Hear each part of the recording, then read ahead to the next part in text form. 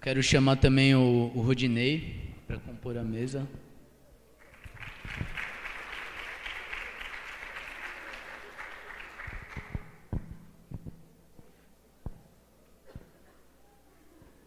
E convidar também o professor Ricardo para chegar para cá.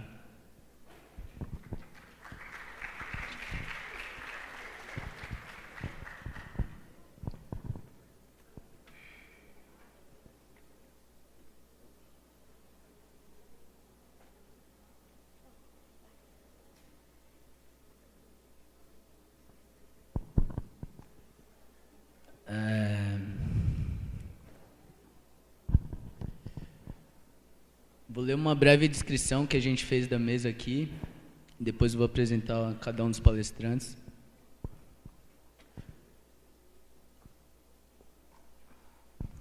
Buscamos cada vez mais aumentar nossa oferta de energia com o discurso de atender às demandas da sociedade e aos interesses sociais, mas ao interesse de quem nossa matriz energética realmente está servindo. Fontes renováveis não excluem grandes empreendimentos que destroem o meio ambiente e atingem a população que cruzam seus caminhos. Para que precisamos de tanta energia? A política energética do Brasil precisa ser questionada. A gente compôs essa mesa com duas pessoas que vêm de movimentos sociais e um professor aqui do Departamento de Engenharia Mecânica para trazer os aspectos técnicos. A Ceci Maria Martins Marimon Gonçalves é do Sinergia, diretora de formação sindical, pedagoga, especialista em psicopedagogia social, mestre em educação, atuou como 32 anos como professora de educação básica e no ensino superior. Foi dirigente e representante sindical do CPER, sindicato, por 15 anos. Atua 6 anos no setor de educação corporativa na Eletrosul. Diretora do Sindicato dos Eletricitários de Florianópolis na região na gestão 2014-2017. Representa os trabalhadores da Eletrosul no Coletivo Nacional dos Eletricitários, formados por empregados do sistema Eletrobras. O Rodinei é da Coordenação Nacional do Movimento dos Atingidos por Barragens, o MAB. Membro da Coordenação Nacional do Movimento dos Atingidos por Barragem. Filho de camponês. É acadêmico do curso de História, está na 9ª fase na Universidade Federal da Fronteira Sul, no campus de Chapecó, e mora em São Carlos, onde fica o escritório do MAB aqui em Santa Catarina. E o Ricardo Morel Hartmann, ele é do Lab 7 aqui do Departamento da Mecânica, possui graduação, mestrado e doutorado em Engenharia Mecânica. Experiência de 2 anos na Universidade de Karlsruhe, na Alemanha. Modalidade de doutorado de sanduíche. Tem experiência com máquinas térmicas, energias renováveis e educação tecnológica. Atuou por 2 anos como professor voluntário dentro do Pronera, em uma escola agrotécnica no interior do Paraná. Possui experiências e projetos na utilização de biogás obtidos de rejeitos de suinocultura. Uso de biodiesel e óleo vegetais com motores diesel. Desenvolvimento de teste de querosene de aviação e respectivos bioquerosene, sendo que este último o tema de sua tese de doutorado. Atualmente participa do projeto para aproveitamento do biogás de aterros sanitários e de desenvolvimento de uma rede nacional de biogás dentro de um grupo temático no Ministério das Cidades. A motivação dessa mesa, que a gente pensou em colocar ela depois da dependência tecnológica, ela veio da questão principal que direciona a nossa política energética, que está dentro do planejamento energético. É um passo antes. Quem são os atores? Quem é que planeja o setor elétrico brasileiro? Quem participa? Quem não participa? Então, a ideia é que a gente discuta, problematize também essa questão das energias alternativas como uma solução verde e bonita. A gente sabe que todo tipo de energia tem impactos. Então, agora eu passo a palavra para a professora Ceci e vamos começar. Boa tarde os companheiros dessa mesa, boa tarde os acadêmicos, boa tarde aos palestrantes da mesa anterior. Vocês devem estar perguntando o que uma professora está fazendo aqui numa mesa de energia, né? Então, o currículo que eu coloquei ali diz um pouco sobre isso, né? Eu sou diretora do Sindicato dos Eletricitários. A partir do momento que eu vim para a Eletrosul como pedagoga, eu não pude me afastar da luta social, do movimento social, porque é uma questão que vem na minha história, né? Falar um pouco de energia e energia para quem, eu vou fazer uma pergunta. Eu acredito que talvez nenhum de vocês aqui saiba o que é viver numa casa, num bairro, numa região sem energia elétrica.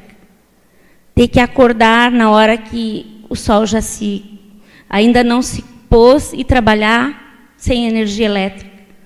Voltar para casa à noite, encontrar tudo no escuro, com lampião a gás, com vela, com querosene. Essa realidade já não faz mais parte da maioria, expressiva maioria do nosso país. Mas eu vivi essa realidade. E é muito complicado pensar que ainda existem quase 800 mil residências, pelo último censo, que ainda não têm acesso à energia elétrica. Num país como o nosso, com a riqueza que o Brasil tem, com o nível de desenvolvimento tecnológico que a gente tem. Então, pensar um pouquinho, como é que se produziu tanta energia, como é que se produz tanta energia, e a quem ela vem servindo, né, nesse momento, nesse modelo energético que é aplicado hoje no Brasil. Eu vou pedir, primeiramente, desculpas, eu tenho um doutor em engenharia aqui, temos outro professor. Muitas das minhas informações, elas vão passar um pouco, não no senso comum, porque a gente vai beber em fontes fidedignas para poder falar, mas não é a minha área, né? A minha praia é a educação, e a educação no sentido de também que as pessoas na escola, onde estão, no sindicato, no movimento social, possam se apropriar dessa realidade que está aí com um outro olhar, que não é o olhar do colonizador, que não é o olhar daquele que vem dizer como é que deve ser feito. Então, quando a gente começa a pensar energia para quem, aí a gente vai pensar nesse nosso imenso país, né? E aí a gente coloca algumas, pode passar todas já de uma vez, algumas imagens que nos mostram a imensa riqueza energética que esse país tem. Nós temos ali representadas 3 fontes, né? A energia hidráulica, a energia solar e a energia eólica. Ao mesmo tempo, elas vão servir para grandes empresas, para o desenvolvimento do país, vão servir para iluminar condomínios de luxo, vão servir, numa forma muito complicada, como aparece ali embaixo, em comunidades mais precarizadas, com acesso irregular à energia elétrica, correndo risco de vida diretamente, vão servir para essas empresas que estão ali representadas causar desastres e tragédias como a que aparece ali em cima. Isso tudo é dentro de um potencial gigantesco que a gente tem para um bem que é essencial para a nossa vida, né? Então, a gente vai falar um pouquinho sobre para quem ela está servindo. Vamos bem rapidinho. Eu sei, por isso que eu não vou dar tudo. A gente está falando um pouquinho da desigualdade, né? Aí a gente vê nas notícias que 62 pessoas, eles têm concentração de renda de mais de 3 bilhões de seres humanos na face da Terra. Por aí a gente pensa na questão da desigualdade. Por que a energia tem a ver com isso?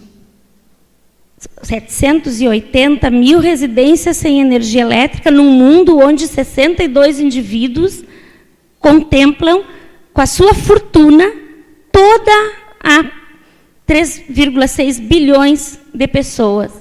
Ou seja, quando se vive em concentração de renda, a desigualdade aparece muito claramente. E o Brasil é, historicamente, um país que tem alto nível de concentração de renda.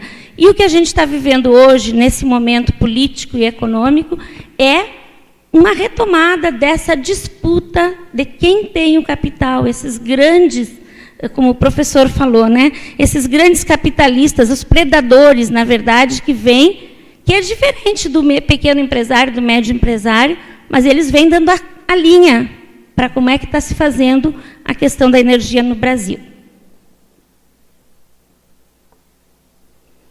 E a desigualdade, ela não é dada, não é natural, ela é uma construção social. Então, quando tu concentra a riqueza, as pessoas que concentram a riqueza têm um potencial de influência política muito grande sobre as sociedades. No nosso país, é evidente isso, a condição de desigualdade ela é muito grande. Hoje nós temos uma população expressivamente urbana, houve uma mudança na segunda metade do século XX, de uma população que era rural para uma população urbana. Apenas 15% da população vive na zona rural, e a gente vê isso trazendo para as cidades. Quem vive no interior ou quem vem do interior percebeu isso nos grandes cinturões que se criam nas cidades, né? Não tem condição de vida digna para todos do jeito que o país está organizado. Então, esse povo que vem do campo, que migra por conta das necessidades colocadas aí, vai engrossar um cinturão de miséria e vai estar naquelas condições que a gente percebeu ali na questão das imagens que a gente apresentou.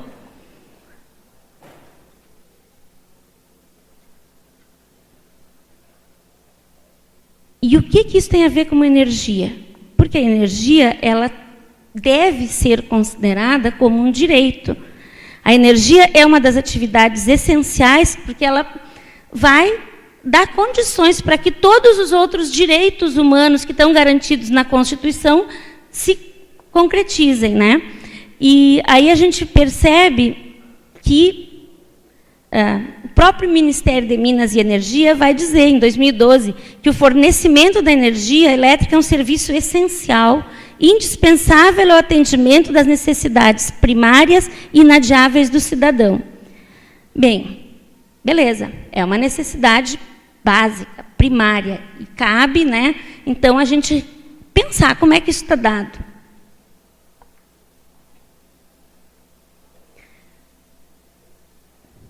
Sobre o potencial elétrico brasileiro, eu vou deixar aqui para os meus companheiros de mesa falar, não precisa muito, né? Mas, principalmente, falar um pouquinho por essa disputa que está se estabelecendo com relação às hidrelétricas, às empresas geradoras, transmissoras de energia elétrica. Durante o século XX, a gente percebe, primeiro, a iniciativa privada criando um mercado produtor de energia. Na década de 30, uma estatização, o governo assume, o Estado assume e coloca altos investimentos, porque é uma necessidade da infraestrutura para o desenvolvimento nacional. Com essa estatização se garante, então, a criação de um sistema integrado que vai poder permitir que a gente passe pelas crises de falta de energia numa região ou noutra, porque a nossa matriz basicamente é hídrica, de uma forma mais adequada. Então, essa questão do Estado assumindo uma estatização da energia promove uma ampliação do acesso, né, e uma ampliação da distribuição também. Só que na década de 90, quando esses investimentos já estavam consolidados, o que a gente percebe? O capital, diferente do petróleo, energia não pode ser exportada como mercadoria, né? Ele não pode sair daqui em barril de energia, não tem ainda essa tecnologia. Então, o que acontece? As empresas que dominam o capital mundial olham para essa matriz energética brasileira e enxergam aqui uma forma de acumulação maior do capital no momento de crise internacional. Porque é fácil. O Brasil tem energia, tem... todas as fontes estão aí, e é possível, sim, que se faça uma política de desnacionalização, porque se encontrou condições políticas adequadas à época. Então, na década de 90, vem todo um programa desestatizante, né, e um programa de privatização da matriz energética brasileira. E o que a gente vai acontecer? Vai ter que acontecer. Antes nós tínhamos uma cadeia horizontalizada. Quem produzia, gerava energia, distribuía, transmitia energia, distribuía energia. As empresas normalmente faziam todo esse percurso. Para que acontecesse essa desnacionalização, sob orientação do Banco Mundial, que coordenava as políticas na época, o que acontece? Se faz uma desverticalização, e aí acontece que quem gera está separado de quem transmite, está separado de quem distribui, está separado de quem comercializa. Com isso, acontece também, ao mesmo tempo, uma adequação das tarifas. Uma energia que tinha um custo local, nacional, ela vai passar valores internacionais. E aí a gente vai perceber, estudos de 2012 vão dar conta, né, que o consumidor brasileiro paga aproximadamente a mesma tarifa de um consumidor francês, de um consumidor americano, considerando, primeiro, que a nossa energia é muito mais barata, segundo, que o poder aquisitivo lá é muito maior do que o nosso. Qual é o peso que recai sobre o consumidor brasileiro, o povo brasileiro? E aí a gente tem outras questões a ser pensadas, porque o consumidor é chamado mercado cativo. Por quê? Porque eu não posso escolher. Eu não tenho duas tomadas ali, eu vou escolher a Celesc para distribuir minha energia ou outra empresa. Eu tenho que receber energia de quem tem a permissão para me fornecer energia. E eu pago a tarifa que for determinada. Os grandes consumidores pertencem ao mercado livre, e aí com outras condições. Então, cria algumas situações bastante estranhas. E aí a gente vai ver, quando foi privatizado, grande parte das empresas públicas do Brasil, na verdade, os estudiosos dizem que não foi privatização, não foi venda. Os ativos foram transferidos para a iniciativa privada, para as transnacionais. Por quê? Porque tem todo um processo que antecede a privatização das empresas públicas, e aí a gente vai falar da Vale, vai falar da Eletrobras, vai falar das telefônicas, uma série de outras empresas. Primeiro, pode passar?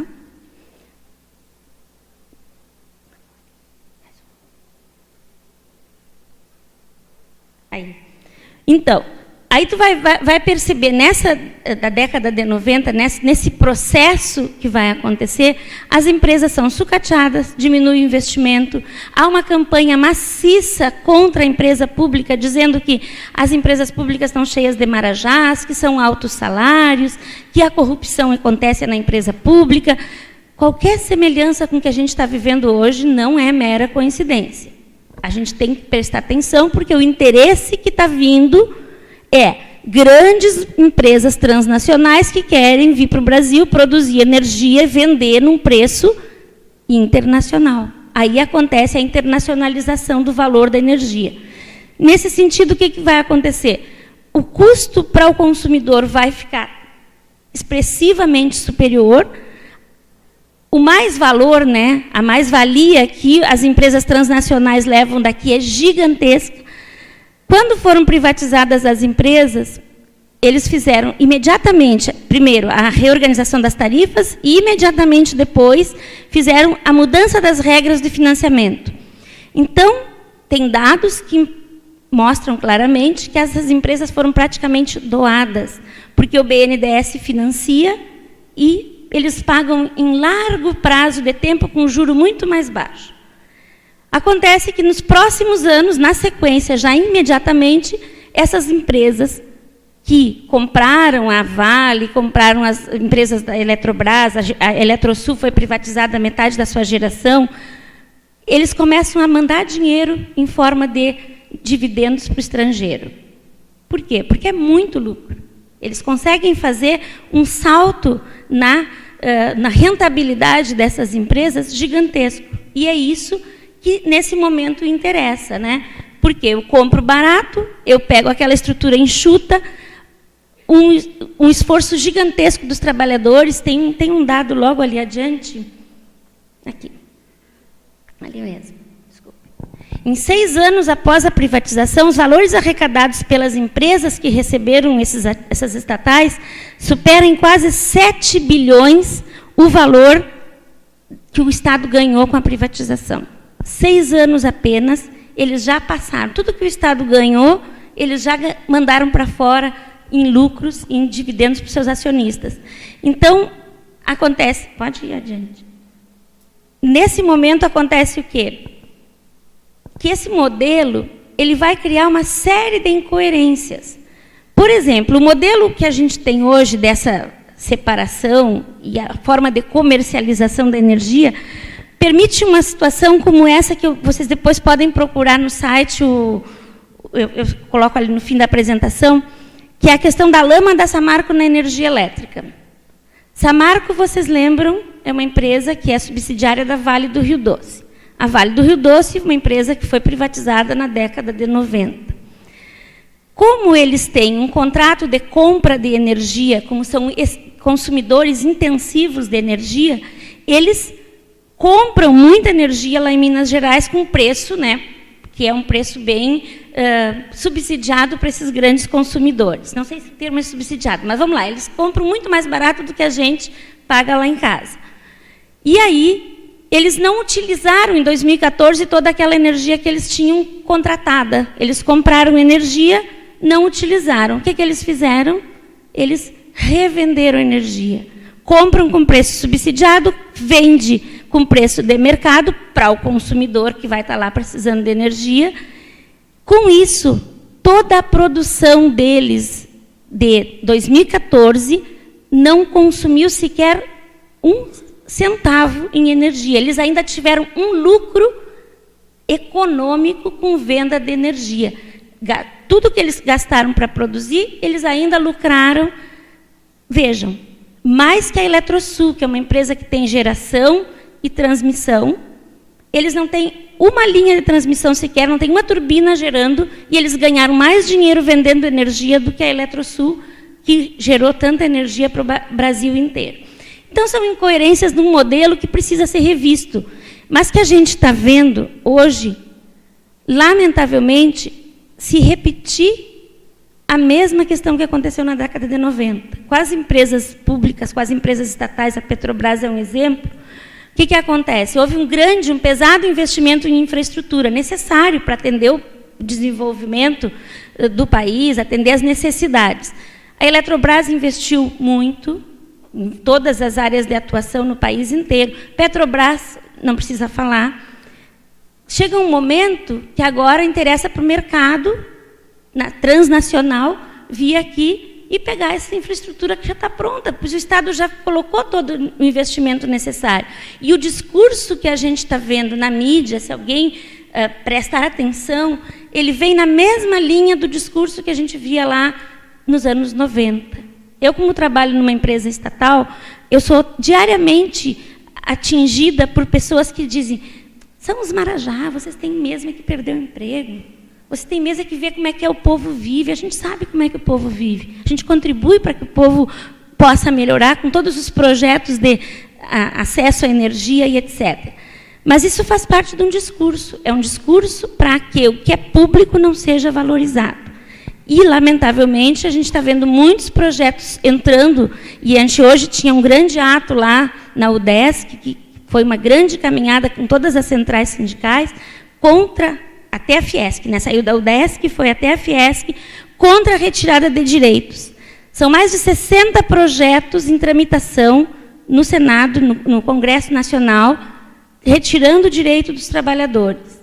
Todos os trabalhadores que se fizeram representar centrais sindicais, dizendo: nós não queremos a retirada de direitos. Eu olho para vocês agora e vejo os meus alunos de alguns anos atrás, meus filhos, vocês, se passar toda a história do jeito que está passando, vocês não vão conhecer o que é a aposentadoria, porque não vai ter condições mais, porque são tantas investidas contra os direitos dos trabalhadores, que a condição que vai esperar vocês no mercado de trabalho é lamentável. Por isso, a gente tem que se preocupar, enquanto movimento social, com essas questões. Então, além de defender as empresas estatais como importantes para a estratégia, para a soberania nacional, para evitar a cartelização, o professor Dorival Gonçalves Júnior diz que a indústria elétrica é o maior exemplo da maior cartelização industrial que existe no mundo. A indústria elétrica no mundo todo é um poderoso cartel.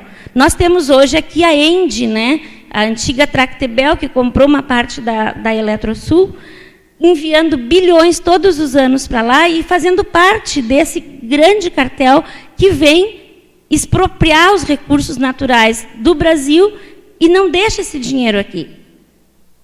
47 bilhões e eles mandaram 40 para o exterior. O que ficou no Brasil para investimento? É uma questão que a gente tem que pensar. Passa mais uma para mim.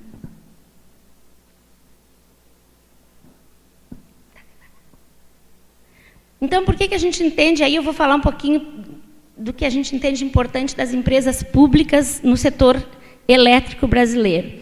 Primeiro, para garantir que não haja tanta cartelização, né? A gente tentar diminuir, para ter um mínimo de regulação a partir do fornecimento de energia pelas empresas públicas. Como é que isso vai acontecer?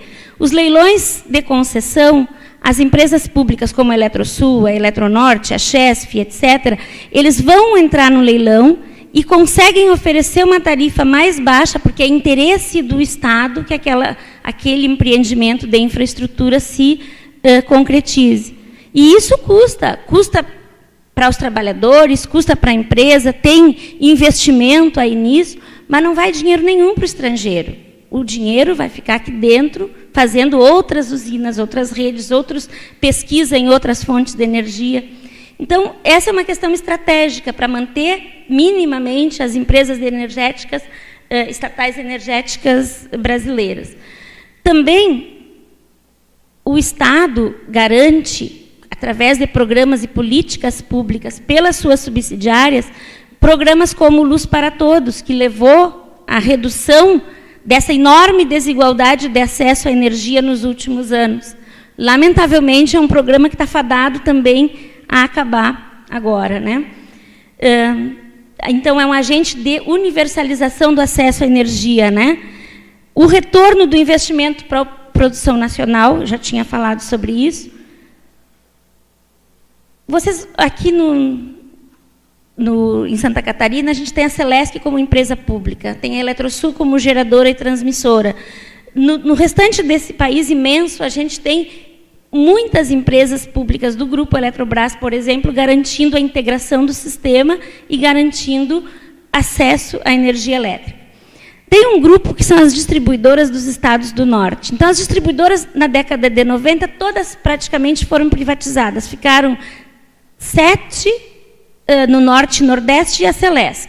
Todas as demais foram vendidas. Essas distribuidoras dos estados tinham uma dívida grande, etc., foram trazidas para o bojo da União. E elas hoje estão na linha da privatização. E eu tive em março, lá em Manaus, no encontro do Coletivo Nacional dos Eletricitários, e os companheiros do Norte contavam assim: nós vamos ser privatizados, e os chineses que estão vindo aí vão comprar a nossa distribuidora, a nossa geração. Será que eles vão mandar técnicos eletricistas ou vão mandar biólogos, cientistas para dentro da Amazônia para fazer a manutenção das nossas linhas de transmissão? E a outra pergunta que eles também faziam: quem vai garantir que essa empresa privada que visa lucro, que precisa levar esse dinheiro para o exterior para cumprir com os seus acionistas, o acordado, porque é assim que funciona, ele vai querer levar energia naquele lugar que tem 8 famílias, que fica a 8 horas de barco, e às vezes falta energia, tem que mandar uma equipe inteira para se deslocar para lá?